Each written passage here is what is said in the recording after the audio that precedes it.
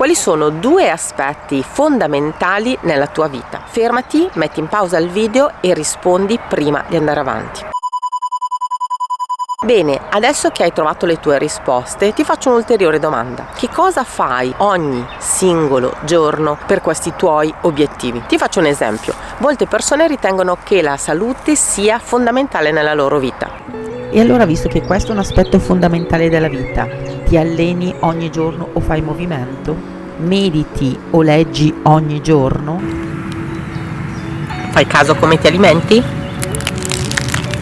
No. Non basta farlo una volta ogni tanto, magari una volta alla settimana. Hai detto che sono i 2 aspetti fondamentali per la tua vita, i tuoi obiettivi principali. In questo video non ho nessuna intenzione di farti sentire in colpa, ma al contrario voglio darti degli strumenti concreti per aiutarti a raggiungere i tuoi obiettivi, qualunque essi siano, ma solo se lo vuoi. Capita molto spesso che affermiamo che qualcosa sia fondamentale per noi, ma poi non troviamo il tempo per fare qualcosa di concreto, per raggiungere il nostro obiettivo, per tenere vivo questo aspetto fondamentale della nostra vita. Ti sei mai chiesto perché? Io sì, molto spesso, e ho trovato anche le mie risposte e in questo video le voglio condividere con te. Se mi segui già da un po' o hai visto qualcuno degli altri miei video, avrai notato che in ogni video io racconto chi sono e che cosa faccio. Io sono Heidi, sono una digital strategist specializzata in produttività e su questo canale ti racconto come il digitale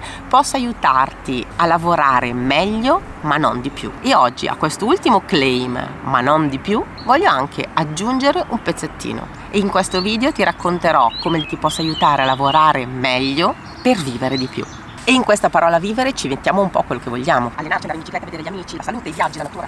E segui questo video fino in fondo, perché proprio in questi giorni mi è venuta un'idea che condividerò alla fine di questo video. Ed eccolo qua, questo è il mio diario della trasformazione. Ovviamente non è necessario utilizzare proprio il mio diario, anche se a me farebbe molto piacere. Questo diario è frutto di una vita di studi, di ore e ore di corsi, centinaia di migliaia di euro spesi in formazione, di esperimenti, di prove, di sbagli, di cadute, ma anche di rinascita, di cambiamento. Insomma, in una parola, di vita. Io userò questo diario per spiegarti quali sono i passi da seguire punto per fare chiarezza, definire gli obiettivi e capire quali sono i passi per riuscire poi a raggiungerli. Se non hai ancora visto i video in cui ho raccontato i miei 100 giorni della challenge, ti invito a farlo adesso. Prima di tutto ci vuole consapevolezza, cioè un'analisi sincera e profonda di quali sono i tuoi obiettivi, ma soprattutto della situazione attuale. Prendi vari spicchi, la ruota della vita, e datti un voto da 1 a 10, cercando di capire che cosa ti manca per raggiungere un voto superiore. Una volta capita la tua situazione attuale e iniziale, definisci quali sono i tuoi obiettivi. E adesso che abbiamo fatto chiarezza, continuiamo nel nostro percorso di consapevolezza cercando di capire quali sono le risorse, le armi che abbiamo a disposizione e determiniamo anche quali sono invece gli ostacoli e i nemici. Possiamo cercare di capire quali sono quelle caratteristiche o quelle abilità che ci mancano per poter raggiungere questo obiettivo. Ad esempio, se io volessi trovare un lavoro in Inghilterra, perlomeno dovrei parlare l'inglese e quindi la lingua potrebbe essere un ostacolo. Per poter raggiungere l'obiettivo, il primo punto potrebbe essere quello di imparare la lingua. Tra i vari nemici o vari ostacoli, spesso ci sono le persone o l'ambiente circostante che potrebbero essere non così di aiuto come ci si aspetta. Ci sono le persone, potrebbero essere magari i primi detrattori delle nostre idee. Questo, lo so, a volte diventa un punto molto difficile da superare, ma se l'ambiente e soprattutto le persone che ci circondano non sono quelle che ci aiutano a raggiungere il nostro obiettivo, dobbiamo fare una scelta a volte anche difficile. Allontaniamo tutte quelle persone che ci sono di ostacolo. Se ancora non hai raggiunto i tuoi obiettivi e non ti senti sulla strada per poterli raggiungere, significa che quello che hai fatto fino a questo momento non va bene. Non si può pensare di raggiungere un risultato diverso da quello che si è raggiunto continuando a fare gli stessi passi che sono stati eseguiti nel passato fino a questo momento. e quindi cambiamo. Ci sono due livelli di cambiamento, uno basato sulle azioni e uno basato sull'identità. Il cambiamento che ti propongo è quello basato sull'identità.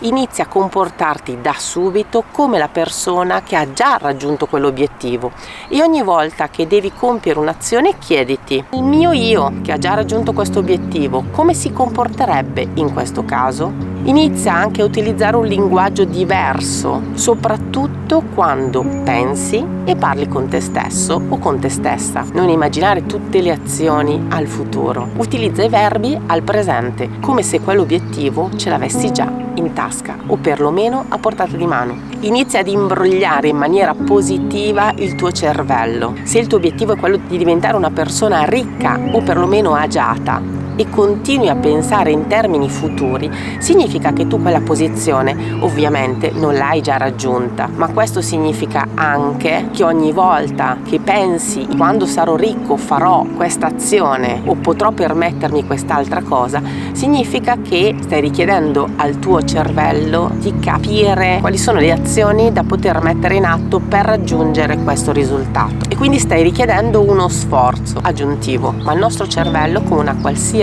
macchina, cerca di compiere il minimo sforzo possibile, iniziando a pensare come se questo obiettivo l'avessi già raggiunto. Il livello di sforzo richiesto ti sembrerà inferiore, anche se le azioni da compiere saranno le stesse. È arrivato il momento di creare un vero e proprio piano di azione. Insomma, è arrivato il momento di muoversi.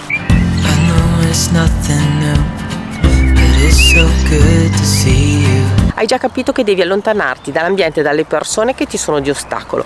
Adesso definiamo delle azioni aggiuntive. Qual è quell'azione che vuoi mettere in atto da subito, da oggi, da appena avrai finito di vedere questo video, per poter raggiungere questo obiettivo? E deve essere un'azione concreta che continuerai a ripetere ogni singolo giorno fino al raggiungimento del tuo obiettivo. Oltre a questo, chiediti quali sono tutte quelle azioni che da oggi smetterò di fare perché mi allontanano dal mio obiettivo. Quali sono invece quelle azioni che posso iniziare a fare da oggi? Quali sono quelle azioni che mi avvicinano e che quindi posso fare molto di più? Quali sono quelle azioni che mi allontanano?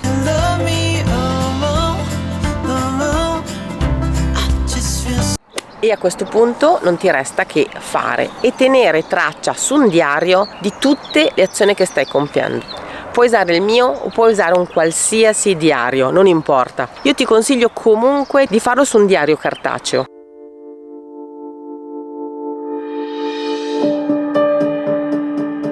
Prima di tutto perché sarà bellissimo poi a ritroso andare a vedere tutti i passi, gli sforzi e i risultati che hai raggiunto, e poi per avere sempre con te il diario del cambiamento, e ti sarà di grande conforto ogni volta che avrai un piccolo cedimento. Nessuno può dirti esattamente quanto ci vorrà per raggiungere il tuo obiettivo, ovviamente dipende dal tuo stato di partenza e da quanto grande è il tuo obiettivo. Il mito dei 21 giorni lo abbiamo già sfatato. Il mio diario del cambiamento, ad esempio, è di soli 90 giorni. Ho definito i 90 giorni non perché sia una certezza di un risultato. 90 giorni sono un tempo medio stimato per iniziare a instaurare quei piccoli cambiamenti quotidiani che ti porteranno poi a raggiungere il tuo risultato.